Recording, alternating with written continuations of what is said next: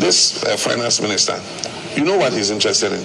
All he's interested in is going on the bond market and borrowing money, because he benefits from it indirectly. His company is at the bottom of borrowing all these Euro bonds. He's borrowed $9 billion from the bond market in 4 years. And every bond he floats, the other bank makes money out of it through proxies and other things, you know. And so this is clearly conflict of interest. The president knows about this, you know, and that's why he says, I'm too old to be corrupt. I'm not going to steal your money, because he knew his relatives would steal the money for him. And that's exactly what's happening. You know, he can go to a plush retirement because of Oyata and Gabi, and everybody will look after him. Mamti and Co will all look after him. I go by the name Flamboyant Lifestyle. If not subscribed to this channel, please subscribe. And don't forget to on your notification bell so that anytime I drop a video, you'll be the first person to watch. Ibrahim Mahama, Dɛal's president, John Dramani Mahama's brother, has come to thank Akufo Addo. He was having a conversation and he was trying to let us understand that Akufo Addo helped him to get some documents about the Dam mining site and all those things. He was explaining so many things into details in which heavy equipment that we use for mining was being showed on his page. And he was trying to let us understand that he's going to do a lot of things for the community. He's going to build an airport, in which a lot of people were trying to let us understand that airport there, how many people will be using the airport. And people were trying to let him understand that you have to rail lines and all those things. And he said that he's going to build a concrete road and also build a hospital for the Dam mining sites. He said so many things in which he was trying to let us understand that Akufo Addo helped him. So politics in Ghana, they know each other. This one will come and say this, this one will come and say that. They know each other. They know how they want to govern the country, and they know the places that they have to go so that things will be working out for them. So maybe if you go and blast this government and you don't say certain things better, you can be arrested or you can be personated, because they are bond. They know themselves. Politicians know themselves. They know what they want to do, and they know the plan that they have for their own selves. So this is what is really happening. Ibrahim Mahama have made us understand that he understands the culture of Ghana. He understands how things is being made. So he's going to do all those things. So without no wasting my time, let's pay attention and listen to what Ibrahim Mahama is trying to let us hear. I came here in 97, 98, started. He was working for AMS, and I came to rent a machine on the reclaim. And they were desperate for dozers then, so they moved my dozer into the hard rock. In 2 months when I came, they had destroyed my dozer. But unfortunately, when I came here, I didn't have a place to stay. I used to stay in a place called Peace Hotel. That was in the beginning. But one day I went there and I didn't get a room, so I ended up in his living room, and he gave me a couch to sleep, and I slept. So I couldn't go at him. From there, I got taken to Takwa, where I met Sid, Eskin, Majid. So everybody today in EMP have come out of AMS and other companies that I work with. But the brief story is to say it hasn't been an easy journey.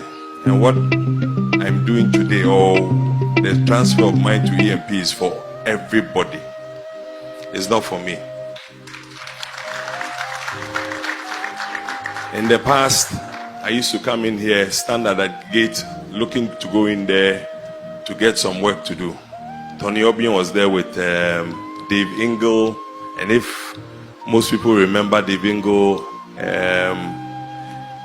Mike Izan, and so many of the other people from Ranger.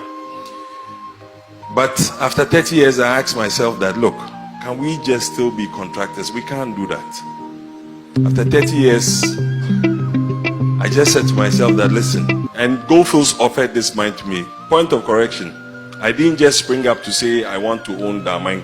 Goldfields said in 2022, we're going to close the mine and we want you to take over, but we'll sell it to you. And I said, you can't sell it to me because you've cheated me all these years. So you have to give it to me. So we agreed. They told me to go to government and get a no objection letter. I went in there. And I must thank our former president, Addo. He gave me a document to sit with Goldfields and negotiate and keep the mine going. When I did that, unfortunately for me or for EMP, I got called by the CEO of Goldfields and said, look, we have a challenge here working here. How are you going to do it? I said, oh, leave that to me. He says, no, he wants to know because they want to hold our hands. So, me being too known, I went and opened my mouth and showed him how he would do it. Then he later also said, they'll change their mind. I said, no, you can't change your mind. You told all of us you were going, so please go and leave us to do. Fortunately, government came in there and said, look, they'll hand it over. So we engaged government to let them know that mining is not just buying equipment and working in there. It is the key people that you need to put together. So I said, look, if I don't do it today, there's no Ghanaian in this country who can run a mine as hard. So many are the other people from Ranger. But after 30 years, I asked myself that, look, can we just still be contractors? We can't do that. After 30 years, I just said to myself that, listen, and Goldfields offered this mine to me. Point of correction, I didn't just spring up to say I want to own that mine. Goldfields said in 2022, we're going to close the mine and we want you to take over, but we'll sell it to you. And I said, you can't sell it to me because you cheated me all these years. So you have to give it to me. So we agreed. They told me to go to government and get a no objection letter. I went in there. And I must thank our former president, Addo. He gave me a document to sit with Goldfields and negotiate and keep the mine going. When I did that, unfortunately for me, or for EMP, I got called by the CEO of Goldfields and said, look, we have a challenge here working here. How are you going to do it? I said, leave that to me. He says, no, he wants to know because they want to hold our hands. So, me being too known, I went and opened my mouth and showed him how he would do it. Then he later on said, they'll change their mind. I said, no, you can't change your mind. You told all of us you were going, so please go and leave us to do. Fortunately, government came in there and said, look, they'll hand it over. So we engaged government to let them know that mining is not just buying equipment and working in there. It is the key people that you need to put together. So I said, look, if I don't do it today, there's no Ghanaian in this country who can run a mine as hard as Damang, because Damang's rock is the hardest rock in, would I say, Africa. So even when you bring machines and you have a life of the machine to see you get 10,000, you never get 10,000 hours, you get less hours. So I engaged government and told them that, look, we have to do a big cut, which Goldfields would have spent about $1.4 billion to do it. But we know how to do it because we have all the other satellite pits to be able to feed in to do. So we did a bankable study, we looked at it and noticed that we could do it. We approached a few of the banks. In here, the bankers are here. One has given us 650 million, another 600. They are competing against themselves, but before they won't follow us. But thank you for coming. I would say that, look, if we all put our minds together, this is a success story. And the plan I have for Damang is not a joke. I just want to prove that we can invest in ourselves in this country. I want to pledge. I want to say it for everybody to hear. I got a text from one of our young men in here. It says we should build astroturfs for all the communities, which we're looking to do.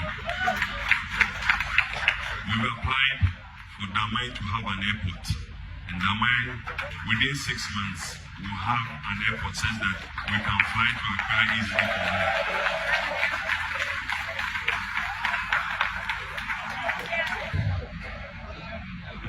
You should have said all that I'm saying. I won't pay you this month. In the next 2 years, we'll be able to drive from here to Cape Coast on a concrete road or an asphalt road. I beg you, this is not political talk, this is real talk.